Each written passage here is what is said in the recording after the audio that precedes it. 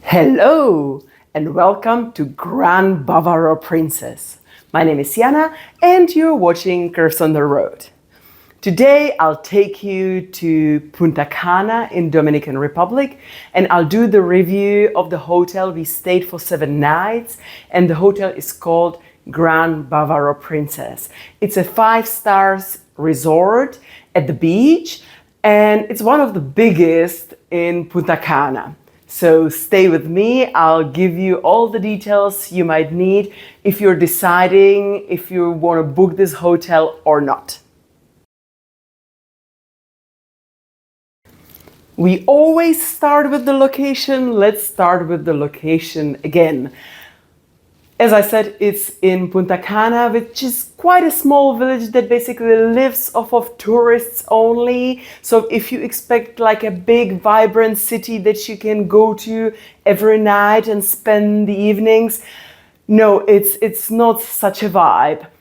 This hotel is 30 minutes drive from the airport, which is quite strategic so that you don't spend way too much time commuting from the airport and back. It's also around 15 or 20 minutes to the center, but the center basically consists of a few chain restaurants. There's Coco Bongo, there are a few normal shops and some things for the locals, but in general, there is not much to see in the city, which is maybe a good thing because Ubers and taxis around here are pretty expensive.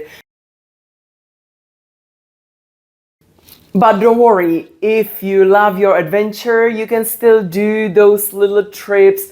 They organize trips to the islands nearby. They organize trips to the capital, to Santo Domingo. I have a separate video about Santo Domingo. So if you're interested how that one looks, you can check that video out. And of course, they have like Monkey World or an ecological park where you can do some adrenaline sports. So don't worry that you would be literally stuck and bored in the resort. There is a huge reception. It's quite well organized. We didn't wait too much for the check-in. We were a little bit shocked that they didn't provide us with, the key card to the room. And we were like, how are we going to open the room, please? It's actually in the bracelet that you get. You know those all-inclusive bracelets that are usually absolutely useless? Here, they have purpose and I love it. That being said, since there is apparently a chip and it's all about your security of the room, if you lose the bracelet, you pay quite a lot of money. So please make sure to keep an eye on your bracelet and not lose it. In the reception, most of the people spoke somewhat English. At these parts of the world, I'm still surprised how even the touristic zones just go along with their Spanish. If you understand absolutely nothing, there's an app, or it's just a website basically. You'll scan the QR code, you'll get to the website, and there are opening hours of the restaurants, opening hours of the bars, menus of all the a la carte restaurants. You can book the a la carte restaurants with the app. So you will need your mobile phone and you'll need the internet. The internet here is, well, we were 100% dependent on it because we didn't have the local SIM card. So we could feel when there was some disturbance in service. So yeah, it wasn't 100% in all of the buildings. Of course, in the gardens at the beach, you can't expect to have your internet. But in the buildings, you would expect it to be a little bit better. But you're here to take some time off of your screen, so I can't complain about that. The room is magnificent. It's really, really pretty. For some reason, they thought we will need 2 beds, so there was another extra bed where the sofa is right now behind me. Well, they folded it for us once we told them we don't need it, no issue. The room is huge if it's just for the 2 people. There's like a living room area with a little mini bar, and then there's a separate bedroom right behind me. The bed is so comfortable. I think this is one of the most comfortable beds in hotels I've ever had. The mattress is just perfect density. After being in Santo Domingo on a bouncy castle for 2 nights, I was just, oh, I'm in heaven.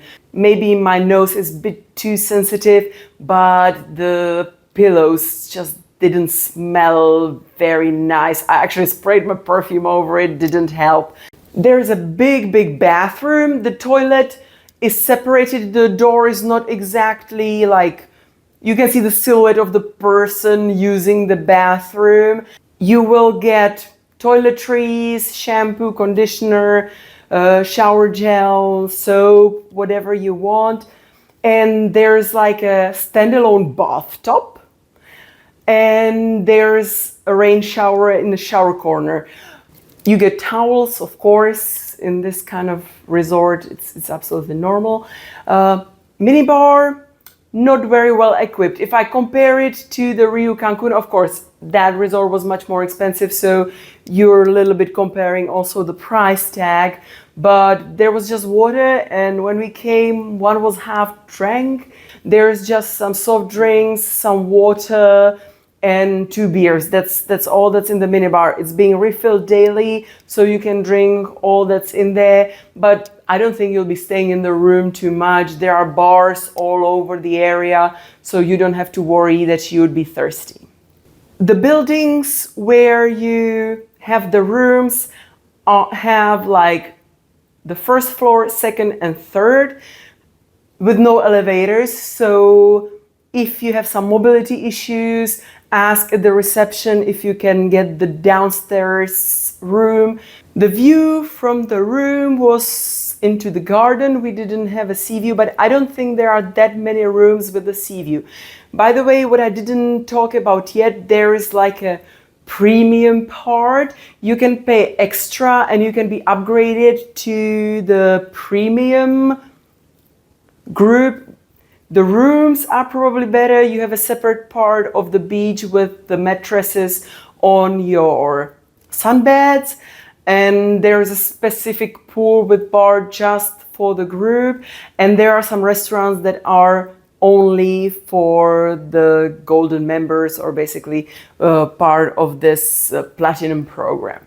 I don't think it's worth it. For me personally, I think the service on the basics were good enough. The price, much cheaper than Cancun. I'm sorry I'm comparing it to the Cancun a lot, but that's for me like a very similar experience in the similar part of the world. So I feel like the comparison is in place.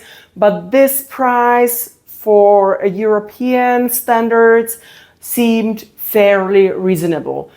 It was a good price considering it's all-inclusive program. You have, I think, 8 a la carte restaurants that you can pick from for dinner. There's a lot of services. There's a 24 hours bar, bars on every corner. People are taking care of you. Actually, like even the gardeners, there are like coconut palm trees, and they were maintaining the garden, and they took down the coconuts, cut it with machete, and gave you the coconut water. So super sweet people. Everybody's making you feel welcome. It is absolutely perfect. Let's talk a little bit about hygiene and problems. You should never drink water in the hotel. In these countries, let me just take a default. I could pre-record this sentence, and basically any of these tropical countries, just don't drink tap water. You'll be much better off. I didn't have severe stomach problems, which says a lot, but I still needed 1 or 2 hours surfarials. But that's a really like a clean, nice resort when that's the amount of medicine I actually need. You can't throw the toilet paper in the toilet. It takes some getting used to that part, and Europeans don't like it very much, me included. But what can you do? That's how it is. The major reason why I picked this resort, yeah, I'm like a 3-year-old. There were like 2 or 3 resorts we kind of liked, and one had this but didn't have that, and we didn't know which one would be the perfect one for the holidays. And then I saw it. These guys, there are flamingos and a macaw parrot and lots of ducks and animals that are just roaming around, peacocks. Oh my God, I was like, yeah, that's the one. That's the one. I want to be in a resort where there are lots of these animals I can take picture with, go watch. It's amazing. They even have like an ecological tour through, almost it looks like a tropical forest. Unfortunately, we are here in November and it's already a rain season. So I believe because of some rainfall before we came, most of the paths were like muddy and some of them even had puddles of water. So we didn't feel really comfortable to go through those paths. So I can't give you the whole walk through because it was almost impossible to do it. But yeah, absolutely love the flamingos are right at the hotels, so you will definitely enjoy yourself and you can watch the animals. If you have kids, they will love it. We were here out of the kids season, meaning it's already a school year, so there were not that many kids here, but they have a huge pool with lots of slides and water splashing and everything. We were thinking, oh, if it was a little bit bigger and there wasn't some like age limit, we would actually go there. It looked really cool. And they have some animation programs, both for adults and for kids. I'm not an animation program type. I can watch it for a while, but I never participate, so I can't really tell you the quality. I know they were teaching some Latin American dancing, and they were doing some competing on a surfboard. So there's definitely things happening, usually mostly concentrated around the beach and at the main pools. That's a topic that probably, I wouldn't say it's bad, but there are just 2 pools. One is the main pool with the sit-in bar, and it's quite immense. The problem is the water goes, well, if to your tummy it's too much. So it's basically a paddling pool for kids. You know, you can't really take a proper swim in there unless you want to have your knees scratched on the floor. So that one for me was more like a bathtub to sit and drink. And then there's the relaxed pool that I liked much better.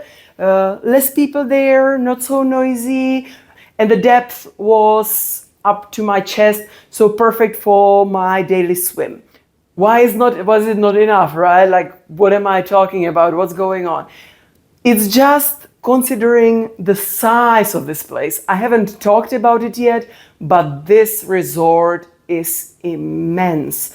It's so huge that you need transport. They usually have these golf carts, or they have like a little train golf cart that will take you from one part of the resort, from the reception to the beach. It's that big. And yeah, we're lazy people, so partially it's because of that. But even if we weren't, it was like quite a lot of walking, even without doing the long walk. It's about 10-15 minutes to get from the reception to the main pool. And now to the all-inclusive program and the food. Let's make it simple. Near the reception, you have the first main restaurants for breakfast, lunch, and dinner. So if you just want to make your life easy, go there. The downside, the food is the same every single day. They exchange a piece here and there, but in general, the food tastes, looks, and the choices are fairly the same. We had it for lunches and we didn't care. Having it every day for lunch and dinner, I don't know if I would be 100% happy. The same restaurant with the same choices but smaller is at the beach. So if, for example, in the morning you want to first take a swim and then just go for breakfast, you can do that. Count that restaurant is smaller. So for example, we liked ourselves a little omelette for breakfast, and the queues in the smaller restaurants are bigger than in the main one where there are like 2 or 3 stations. So those are the 2 main restaurants that are open most of the day for your main meals. And then there are options for the a la carte restaurants only for dinners. For lunch, you don't have many other options. There are a few bars and few food trucks that serve snacks. So if you don't feel like a big meal, or if you just want to stay in your swimsuit for lunch, you can just go to the food truck, have your chips and burger or hot dog or something very, very simple. The a la carte restaurants, there are 2 Italian, 2 Japanese, Mexican, fish. Let's start with the Japanese restaurants. One is the classic sushi restaurant. So you get different rolls to order. We actually ordered a lot of sushi and they were looking at us, but like, we said like we want like 4 or 5 of the rolls set, and they were like, but you know that each of them has like 5 pieces of sushi. That would be like 20 pieces of sushi. We're like, yeah, we're fully aware of that. We're fine with that. And they were like, okay. And they still brought us less because they didn't believe we can tackle it. But then the other Japanese restaurant is that style where there's a chef and prepares the food in front of you with a little theater to it and entertainment, and you all sit around one big table, watch him prepare, and it's a lot of fun. The food in general here is not like breathtaking. I would say it's a good standard. You will not be hungry. You will not be like, oh my God, terrible food. I couldn't pick anything. No, but it's a normal standard food. The Italian restaurant had amazing cheese starter. That one you shouldn't skip. And the pizza was okay. It was the same one as in main restaurant, so don't expect like better quality than in the main restaurant. It's just that you can sit down, talk, and you'll have the food brought to you. You don't have the hustle of, the buffets. We haven't been to the other Italian restaurant. We've not been to the Il Tartufo. They mostly have pasta, different kinds of pasta. And we skipped the Indian restaurant. There is like an Indian restaurant. That's the one I forgot. But what we did was the Pescador, the fish restaurant. It was very nice. I had the best shrimp cocktail in my life. There were shrimps, there were fresh fruits, there was even some caviar or like fish eggs. Oh, yummy, yummy, yummy. There's also a steakhouse, El Gaucho, and they can serve you different cuts of beef and pork and chicken. The Hacienda restaurant seemed like more of a Mexican style. I'm not sure if it was meant to be Dominican, but they didn't have my favorite mofongos. The beach. There is some seaweed in the beach. They're cleaning it daily and they are doing a great job. They're cleaning the beach, which is fine. My bigger problem was that the seaweed came from somewhere and there was the sea. So when you were swimming in the sea, you were scratched here and there by the seaweed, and if you're a diver like me, you know the creatures that live down there. So when something touches you in the sea, you mildly freak out every time, especially when you don't wear your mask to look around you to know what touched you. And also, I prefer when the sea is really, really calm so that you can snorkel if there are fish, etc. It wasn't the case. It was quite wavy. I wouldn't dare to go further from the shore. It's more for just swimming, relaxing, jumping in the waves. It's not much for like a proper swim or snorkeling. There are people who are not employees of the hotel running around the beach, selling some things, offering pictures with the macaw parrots or iguanas. We didn't feel like we would be worried for our things, but after all, we had our phones there and some of our belongings, so that didn't feel extremely secure, if you must, but everything survived. Last point, would I come back? Yeah, definitely. This hotel, I would definitely recommend if you don't mind the size. I think you will not regret coming to this hotel if you keep in mind all the details I told you. It is definitely a good one, good hotel on high quality level. And yeah, I would definitely come back if I had an opportunity. So that's it. That's the whole video. I hope you enjoyed it. If you did, why don't you give me a princessy thumb up?